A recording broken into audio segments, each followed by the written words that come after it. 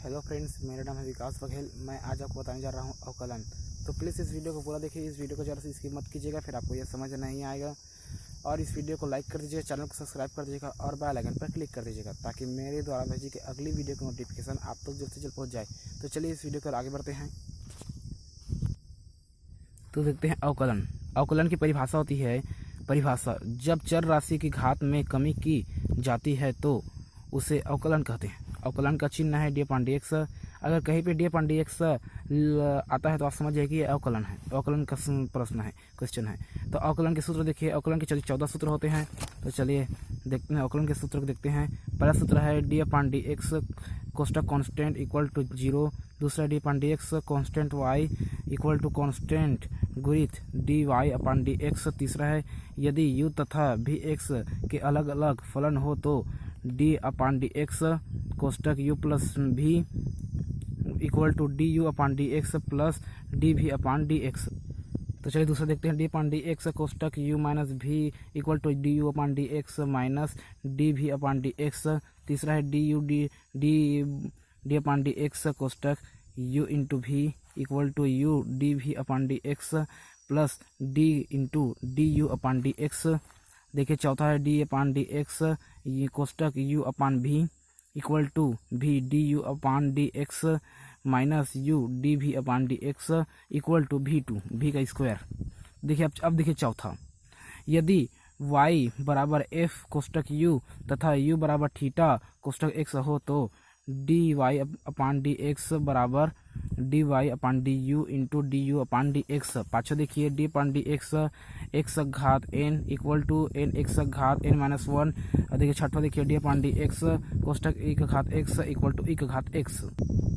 सातवां देखिए डी/dx log e x equal to 1/x।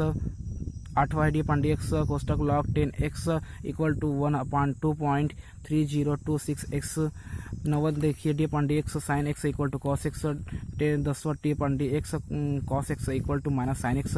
11वां डी/dx कोष्टक 10x equal to sec square x। 12वां डी/dx कोष्टक cot x equal to minus cosec square x। 13वां डी/dx कोष्टक sec x equal to sec x into 10x। 14 देखिए डी/dx कोष्टक cosec x equal to minus cosec x into cot x।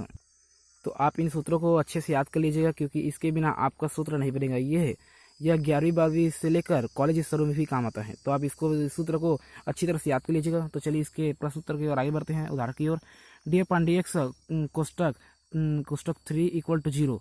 अगर यह डी/dx है x है और कोष्टक में x नहीं है, यहाँ पे कोई भी चर अचर कोई भी संख्या है पर x यहाँ पे नहीं है तो ये इसका आंसर होगा 0। अगर इसका x होगा तो इसका आंसर निकलेगा। मैं आपको बाद में बताऊंगा उसका आंसर। तो देखिए दूसरा डी/x अपान x घात 4। देखिए सूत्र के हिसाब से डी/dx कोष्टक x घात n बराबर n x घात n माइनस 1 सूत्र के अनुसार। तो यहाँ देखिए x घात n है, यहाँ x घात 4 है, मतलब n के जगह हम 4 है तो हमको n के जगह हम 4 रखते जाते हैं तो हो जाएगा ये 4x घात 4 माइनस 1 तो हो जाएगा ये 4x घात 3। आपको अगर इसका सूत्र याद नहीं है, अगर ऐसा क्वेश्चन आता है अवकलन ज्ञात कीजिए बोलता है तो आप जो घात होगा उसको पहले लिख दीजिएगा और घात में एक घटा के वही पर लिख दीजिएगा। देखिए 4x घात 3 बोला वैसे ही। तो चलिए देखिए तीसरा की ओर x घात 8 प्लस 3a। तो देखते हैं इसका डी/dx कोष्टक 8 x घात 8 प्लस 3a। इसको इस तरह कोष्टक लिख लेते हैं ताकि लिखने में हमें आसानी हो। तो चलिए इसको गुणा करते हैं तो जाएगा डी/dx कोष्टक x घात 8 प्लस और डी/dx कोष्टक 3a। इस तरह से लिख लेते हैं हम लोग। तो देखिए यहाँ पे मैंने बताया था यहाँ पे x है तो यहाँ पे भी x होना चाहिए तभी इसका आंसर निकलेगा। देखिए यहाँ पे x है, यहाँ पे 3 है तो इसका आंसर 0 होगा। और देखिए यहाँ पे x घात 8 है यानी इसी तरह जैसे x घात 4 है तो इसी सूत्र द्वारा निकलेगा। तो देखिए तो हो जाएगा ये 8x का घात 8 माइनस 1 तो हो जाएगा 8x घात 7। इसका 0 का 0 तो आंसर होगा 8x घात 7। चौथा देखिए 5x घात 2 प्लस 2x प्लस c। इसका देखिए आंसर इसका उत्तर देखिए डी/dx कोष्टक 5x घात 2 प्लस 2x प्लस c कोष्टक 1। तो देखिए इसका आंसर हमको सेम के सेम ऐसे लिख लेते हैं। डी/dx कोष्टक 5x घात 2 प्लस डी/dx कोष्टक 2x प्लस फिर से डी/dx कोष्टक c। यहाँ देखिए फिर से x यहाँ पे फिर c है तो इसका आंसर भी 0 होगा। यहाँ पे देखिए x है, यहाँ पे x है, तो इसका आंसर हम लिख रहे हैं, तो इसका 0 हो जाएगा क्योंकि यहाँ x और c है। तो हम इसको 5 को डी पांडे x इधर ले आते हैं, तो हो जाएगा 5 डी पांडे x कोष्टक x घात 2 बचा। वैसे ही इन सब 2 को भी ले आते हैं, तो हो जाएगा 2 डी पांडे x कोष्टक x प्लस डी पांडे x कोष्टक c। तो चलिए हम डी पांडे x को हटा देते हैं, तो हो जाएगा 5 कोष्टक x घात 2 प्लस 2 कोष्टक x प्लस 0। देखिए 0 हो गया, तो 0। तो अब देखिए इसी सूत्र का x घात n के हिसाब से बनेगा, तो हो जाएगा 2x घात 2 माइनस 1 2 माइनस 1, तो हो जाएगा 2x। एक है तो एक को लिखने की जरूरत हमको नहीं है। और देखिए यहाँ पे x है, देखिए इसके n ऊपर में कुछ नहीं, मतलब ऊपर n की जगह में 1 है, तो देखिए 1x 1 माइनस 1, तो हो जाएगा 1x घात 0। तो x घात 0 का आंसर होता है 1। हाँ, तो 1 गुणित 1, ये दोनों गुणित में है, तो इसको गुणित में लिखते हैं 1 गुणित 1, तो 1 इंटू 1, तो हो जाएगा इसका 1।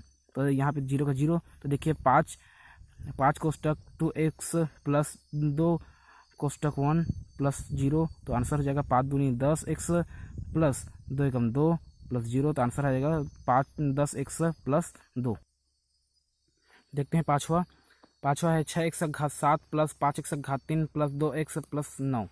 तो देखिए इसका आंसर देखिए डी पान डी एक्स कोष्टक वैसे लिख लेते हैं इसको भी, 6x घात 7 प्लस 5x घात 3 प्लस 2x प्लस 9। तो देखिए इसको फिर से वैसे लिखते जाते हैं। आपको डी पांडे एक्स कोष्टक 6x घात 7 प्लस डी पांडे एक्स कोष्टक 5x घात 3 प्लस डी पांडे एक्स कोष्टक 2x plus d upon d x कोष्टक 9। देखिए हम फिर से उसी संख्या को डी पांडे एक्स इधर ले आते हैं, तो हो जाएगा 6 डी पांडे एक्स कोष्टक x घात 7 प्लस 5 डी पांडे एक्स कोष्टक x घात 3 2 डी पांडे एक्स कोष्टक x plus d upon d x कोष्टक 9। देखिए यहाँ पे x है, यहाँ पे x है, यहाँ पे 9 है, तो इसका आंसर 0 होगा। पहले सूत्र पहले के अनुसार, तो हम डी पांडे एक्स को हटा देते हैं, तो हो जाएगा 6 कोष्टक x घात 7 प्लस 5 कोष्टक x घात 3 प्लस 2 कोष्टक x प्लस 0। देखिए अब हम तो x घात 7, तो देखिए उसी सूत्र x घात n के अनुसार हो गया 7x घात 7 माइनस 1, तो इसका आंसर हो गया 7x घात 6। देखिए x घात 3 का हो गया x घात 3x घात 3 माइनस 1 3 माइनस 1, तो हो जाएगा 3x घात 2 3x घात 2। और यहाँ पे देखिए x है, x घात 1 है, तो इसको बताया था, तो उसका हो जाएगा 1x का घात 1 माइनस 1, तो इसका हो जाएगा 1x घात 0, तो इसका आंसर होगा 1। तो देखिए अब हम इसको गुणा कर देते हैं, तो 6 7 42, तो 42 x घात 6 5 3 15 15 x घात 2। और यहाँ देखिए यहाँ पे, तो देखिए यहाँ पे x घात 0 का होता है 1, तो हमने यहाँ लिख दिया हूँ यहाँ प्लस 0 का 0। तो देखिए 42 x घात 6 प्लस 15 x घात 2 प्लस 2 एकम 2 अब प्लस 0, तो आंसर होगा इसका 42 x घात 6 प्लस 15 x घात 2 प्लस 2।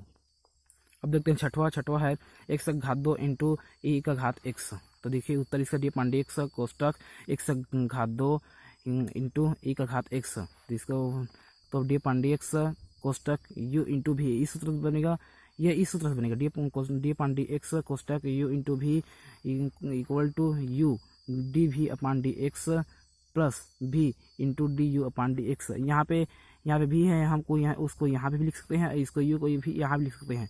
अब इसको हल करेंगे तो यह ऐसे होगा, तो हम इसको यहाँ पे मान के यहाँ कोष्टक में डालते हैं, तो इसका देखिए यहाँ पे u की जगह में x घात 2 है, अभी की जगह में e का घात x है, तो ठीक हमको सूत्र के हिसाब से डालते जाते हैं, तो हो जाएगा ये x घात 2 डी पांडे x कोष्टक e का घात x प्लस e का घात x डी पांडे x कोष्टक x घात 2। तो डी पांडे x को हटा देते हैं, तो हो जाएगा ये x घात 2 कोष्टक e का घात x प्लस e का घात x कोष्टक x घात 2।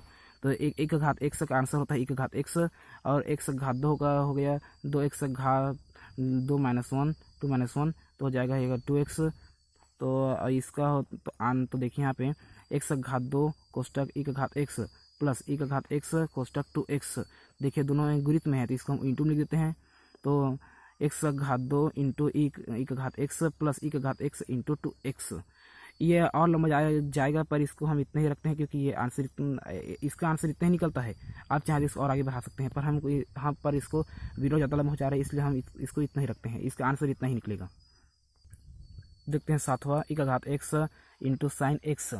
तो देखिए इसका उत्तर होगा डी अपान डी एक्स कोष्टक ई का घात एक्स इंटू साइन एक्स। उसी सूत्र के अनुसार हमको सीधा लिख देते हैं, सूत्र लिखते नहीं हम लोग। तो हो जाएगा इक्वल टू ई का घात x d upon d x कोष्टक sine x plus sine x d upon d x कोष्टक ई का घात एक्स। तो देखिए डी अपान डी एक्स को हटा देते हैं और इधर को नहीं लिखते हैं, सीधा इधर को लिखते हैं और डी अपान डी एक्स को हटा देते हैं। तो जाएगा ई का घात एक्स कोष्टक sine x plus sine x plus कोष्टक ई का घात एक्स।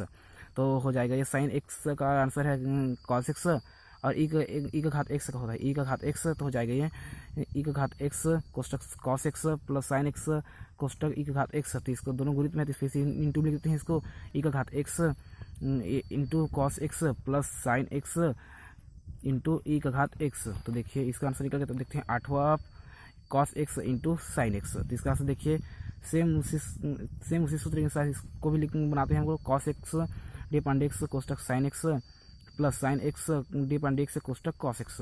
तो ठीक है डी अपान डी एक्स को हटा देते हैं फिर से हम लोग। तो हो जाएगा ये कॉस एक्स कोष्टक sine x plus sine x कोष्टक कॉस एक्स। साइन एक्स का होता है कॉस एक्स और कॉस एक्स का होता है माइनस साइन एक्स। तो देखिए यहाँ पे अगर sign x plus sine x और माइनस साइन एक्स होता है तो इसे काटते हैं, पर प्लस साइन एक्स और माइनस साइन एक्स दोनों गुणित में है तो हम इसको गुणा कर देंगे। तो प्लस माइनस होगा माइनस और साइन एक्स हो जाएगा साइन स्क्वायर एक्स। तो इसको हम देखिए कॉस एक्स कोष्टक कॉस एक्स है इंटू में, तो इसको इंटू में लिखते हैं।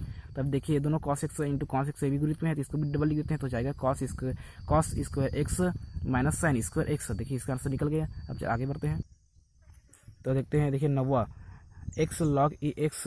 तो इसका देखते हैं तो ये भी सेम उसी सूत्र बनेगा। तो x d upon d x कोष्टक log ई एक्स प्लस लॉग ई x d upon d x कोष्टक x.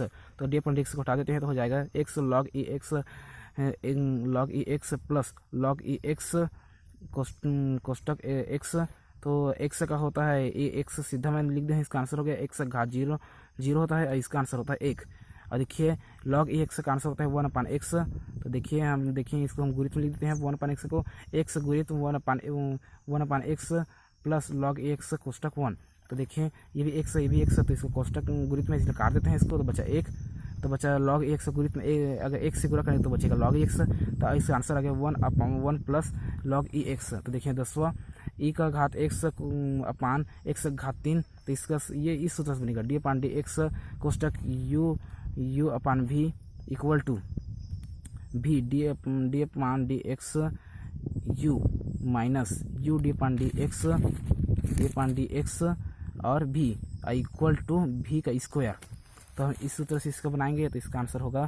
तो रखते जाते हैं हम। तो यहाँ पे यू के जगह में है ई का घात एक्स और भी के जगह में है यहाँ पे एक्स घात 3। तो देखते हैं रखते जाते हैं तो हो जाएगा ये एक्स घात 3 डी अपान डी एक्स कोष्टक ई का घात एक्स माइनस ई का घात x d upon d x कोष्टक x घात 3।